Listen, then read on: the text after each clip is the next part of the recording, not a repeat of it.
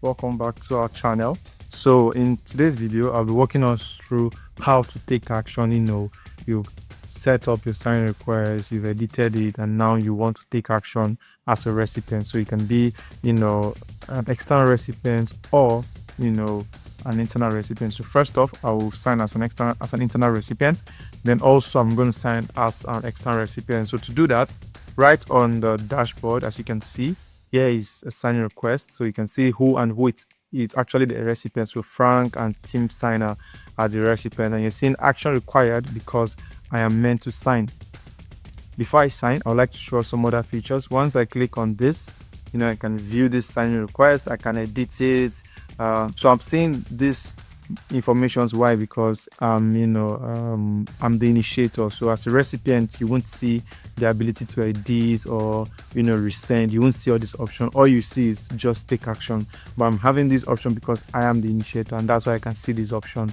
All right, so next I'll just click on take action. So once I click on take action, it takes me to more like another editor, so where I just tend to append either my signature or whatever control actually has been assigned to me. So let's get into it. All right, so you can see my name is already auto-populated. I can't make modification to it. All I can do is just sign, and here it says double click to sign, record the placeholder which was there. If you wanted to change it, you would have changed it. So you can see it's showing me that my control locator that I have actually signed, sorry, I've actually put in my name, that's why it's green. So once I sign, you notice here also becomes green. So I'll double click here. So once I double click, you notice my signature was auto-populated, but I want to change my signature. So I want to use something else. So I can draw, just as I said, you can draw the upload functionality. When you upload, it tends to remove the background and makes it very, very, very nice for you to actually upload a document. So I will just draw here, then like this, I click on done. So once I click on done, you can see I can resize this, or I can bump it up, or I can drag it here. Then now I just drag this up a little. So once I do this, you can see now the signature now shows that it's I have signed, more like I've put in my signature. So next is just to click on accept and accept and sign. But before I click on accept and sign, there are other functionalities that you can achieve from this action where you're about to sign. So close to accept and sign button, there's an ellipse that says more action.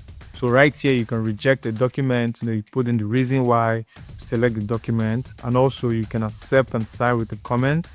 So should I have a comment, I can accept and sign, and also you can reassign. So reassigning is Frank was meant to sign, but I read through the document and I'm not supposed to sign, and that space I want to give it out to somebody else to sign. So automatically I send this out for someone to sign, and I become like a viewer. So I no longer have access to take action as a recipient anymore, but rather a viewer who gets the completion email. So yeah, I just wanted to show us that three functionality before I accept and sign. So please note that whenever you put your signature, either you upload it or you have it text or you draw it, kindly know that you are meant to click on the button that says accept and sign. So this is the last action you are to to take, and you can see here it's saying document was sent to you by Frank. So this document was sent to me by this person. I'm the same person, but this is me as the initiator, so and also as a recipient. So I click on accept and sign. So once I do this, the flow kicks in, it stamps my document with my signature, and I get a successful page just like this. So on this page, things you can take out from here is the sender name, the signing request ID, which is here, the document, is it just one document, 5 documents, 6 documents, you can know that from here. You can also see the workflow, sequential or not. So next you can see who needs to sign. So signer team needs to sign. So this is the next person in the queue, so I can know who is next in the queue. And right here I can download my copy. That's the one that I have signed. I will see just my signature on it. I can download it.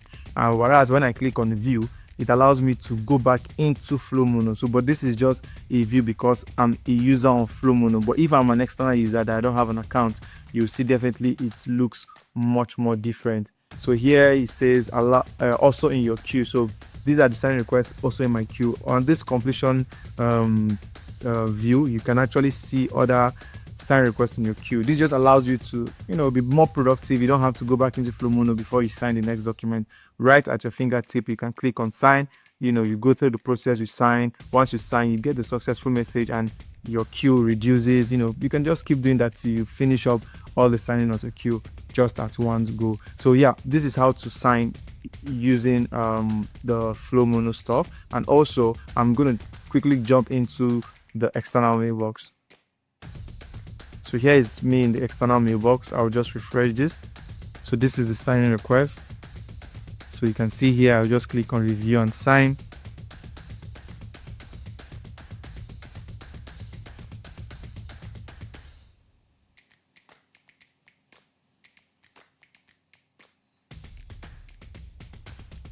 So you can see, once I click on review and sign, it's still the same thing. Like, I need to put in my signature.